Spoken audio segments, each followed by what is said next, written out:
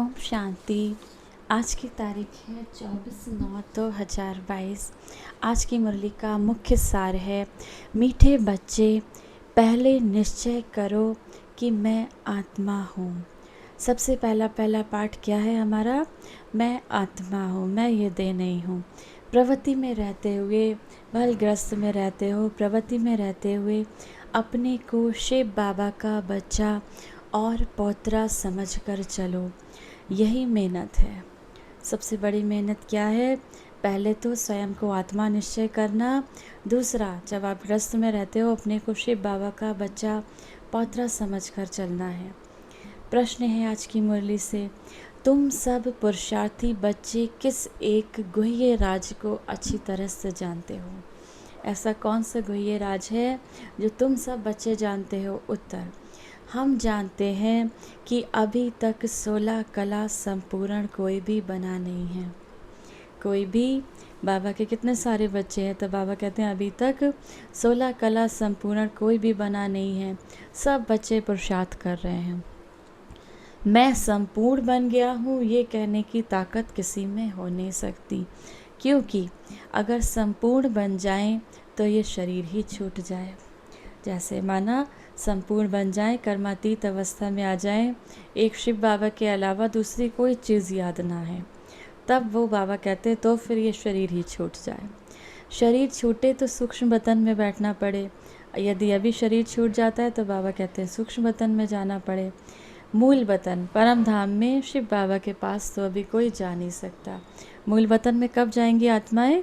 जब ये कलयुग का अंत होगा, तब सारी आत्माएं मूल वतन में जाएंगे और हमें ब्रह्मा बाबा ले जाएंगे साथ में।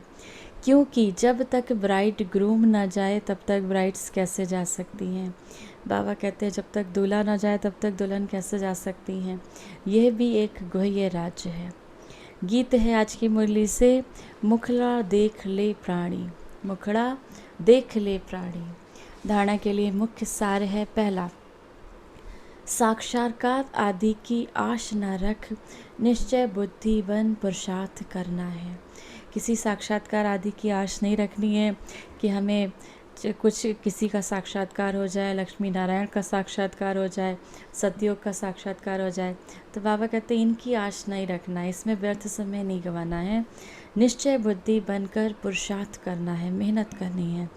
पहले पहले निश्चय करो कि मैं अति सूक्ष्म ज्योति बिंदु स्वरूप आत्मा हूँ। और मेरा निवास स्थान कहाँ है?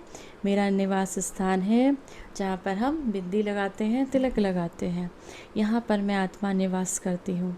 तो बार बार स्वयं को यही स्मृति दिलानी है। दूसरा, बीमारी आदि में भी बाबा को याद करते रहना है। अगर बीमारी भी आ जाए कोई, तो बाबा कहते हैं उसमें भी बाबा को याद करते रहना है। ये भी कर्म भोग है। बाबा कहते हैं मैं किसी के कर्म भोग मिटा नहीं सकता। हाँ, हल्के कर सकता हूँ, लेकिन पूरी तरह से मिटा नहीं सकता। कर्म के भोग हैं वो तो भोगने ही हैं। वो बाबा कहते हैं ये बीमारी आदि में भी इसीलिए बाबा को याद करते रहना है, ताकि जो कर्म भोग हैं वो आसानी से चुकतू हो सकें। याद से ही आत्मा पावन बनेगी। जितना जितना बाबा को, शिव बाबा की याद में रहेंगे, उतना आत्मा पावन बनेगी।